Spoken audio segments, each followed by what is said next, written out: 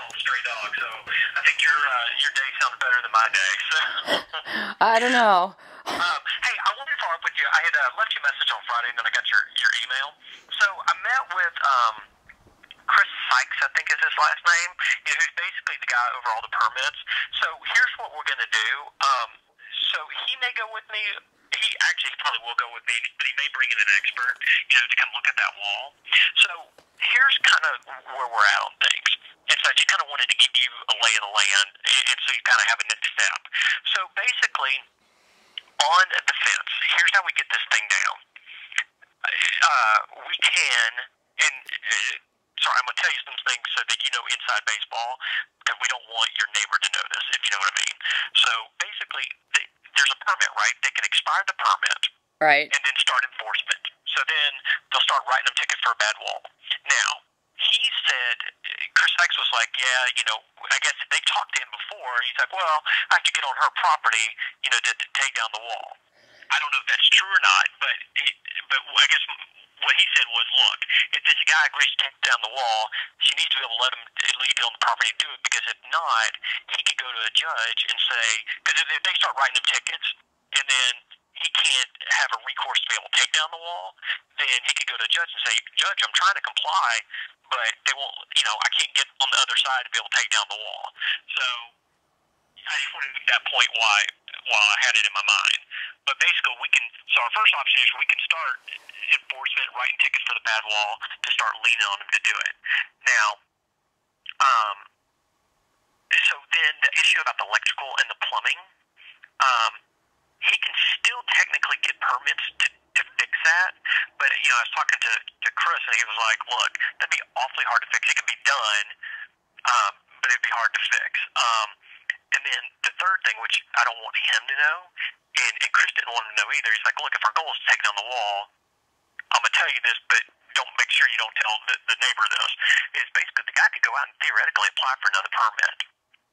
But we don't want him to be able to know that he can do that. Because if the end goal is to tear down the wall, then what we need to do is basically we'll get out there to talk to you about it, but basically we'll start ticketing him on it, and basically say, look, just tear down the damn wall.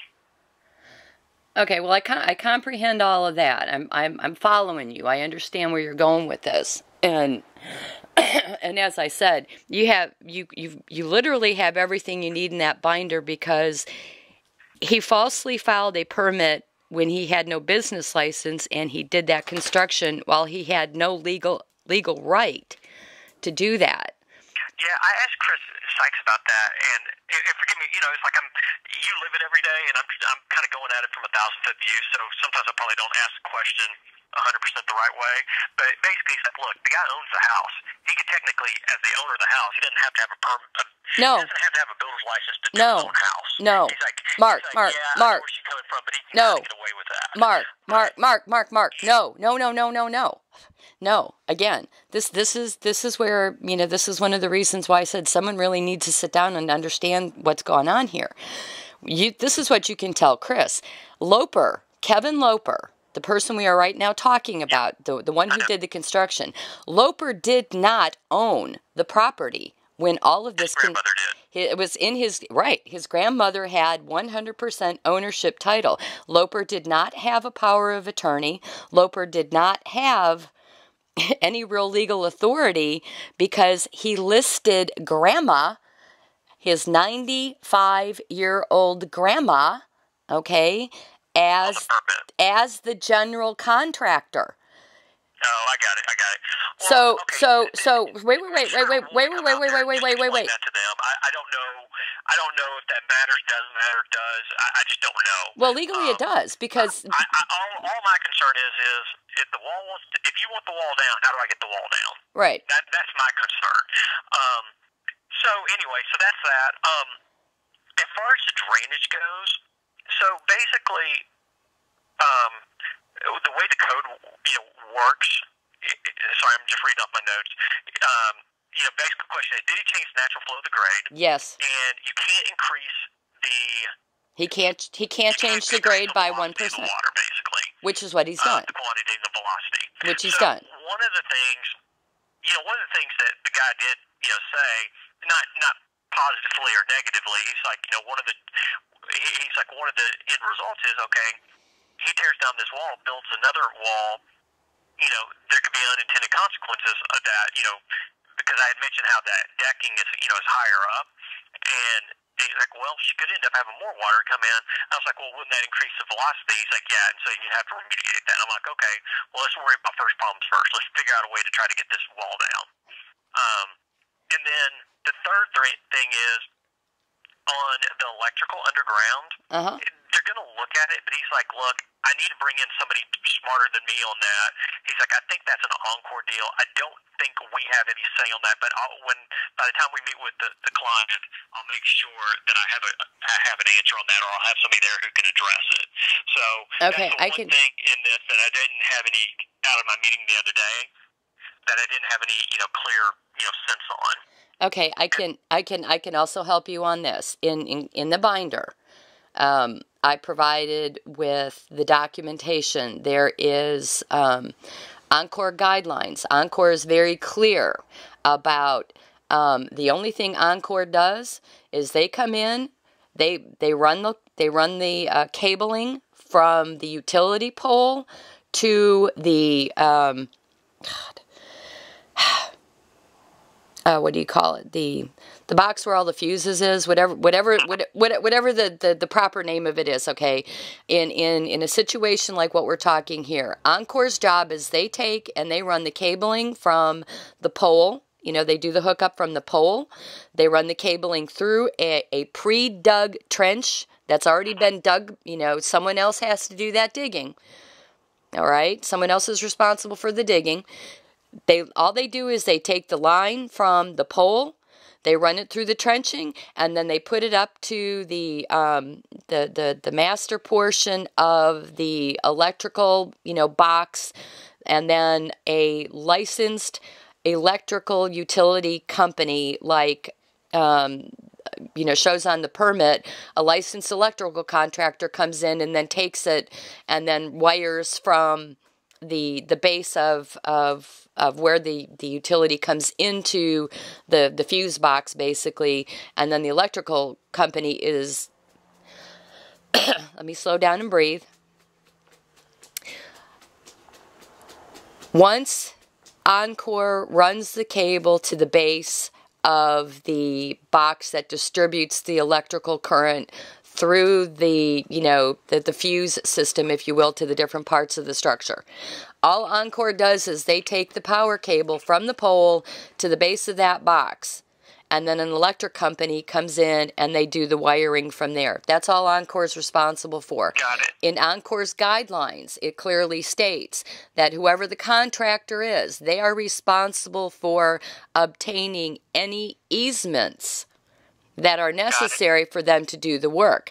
I never granted an underground utility easement. When I bought the house, there was an overhead air easement, right? Because the utility lines at that point, they were up in the air, coming off the pole, running through, you know, over the air to the house. I got it. Well, right. Okay, so, sorry, that's okay. My 10 o'clock here, so I need to run. Okay, so bring that up to them. I guess the moral of the story is I'll have my office call and set up the meeting in the next few days. I'll try to make it next week. Are you in town next week? I'm not working. I'm home all the time. Okay. Well, I'm gonna get my office set that up, and then that way I'll bring you back your binders when I come see you. Okay. And I'll bring you that, and then that way you can show them, and at least you'll have somebody in front of you that you can press for answers, and I'll be there, so they're not gonna give you the runaround. Not that they would anyway, but with me being there, that'll give you a little bit more comfort that, you know, it's not like you beating your head in the wall going down to Jefferson. So anyway, I need to run. I just wanted to give you an update so you didn't think that nothing was going on. I'll get the meeting. You know, I'll have my staff reach out with those folks, and we'll get it going. And like I say, I'm gonna try to do it next week, and let's see if we can, you know, get to a point that we can get you someplace. I feel pretty good about. I mean, coming out of my meeting, Jen, the conversation coming out of my meeting is, look, we can start really leaning on this guy. You know, even Chris says, like, there's still an open permit. I'm like, well, what do you think's going on? He's like, look, I think the guy's trying to figure out if he has to tear down the wall or not. You know, Yeah. And if that's the end goal, which is what you want, That is which correct. is what I want for you, then we need to start leaning on him in a way that accomplishes and that. then we can control the flow of information about what his options are. Okay, and I'm going to interrupt real quick. Here's something that you to make you aware. As far as Loper coming on my property, that's absolute bullshit, because he literally has to on his side. He's got brick facing on the concrete cinder block on his side, so that has to come down. You know what? I got it. I got it. I mean, look, explain that to them. I mean, I'm just facilitating the meeting. I mean, you're the one that lives it every day. Right. So I just want to facilitate the meeting with my power to be able to get you to a point where you can get a solution. So Okay. just, Okay. I'll stay out of the weeds on that. Okay. In the interest of just keeping things rolling. And having you need to be able to. What you got to come to. What you got to get your arms wrapped around is end goal is getting that wall down. Where I'm going to defer to the city is, I'll be the reasonable, judge. But look, if they say, "Hey, this is what we have to do legally to get your wall torn down," then I need you to at least be open-minded to that. That's my only ask.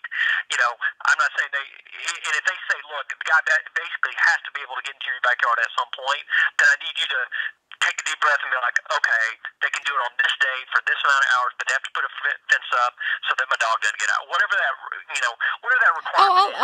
Yeah, I just want the wall turned down. Yes. Down. That's all I care. Yeah, I can. I'm willing to. Work with y'all as long as I know that we're all working towards the end goal, which is I don't give a rat's ass about him. I'm trying to protect my property. Yeah. And again, I've been dealing with this for over 3.5 years now, so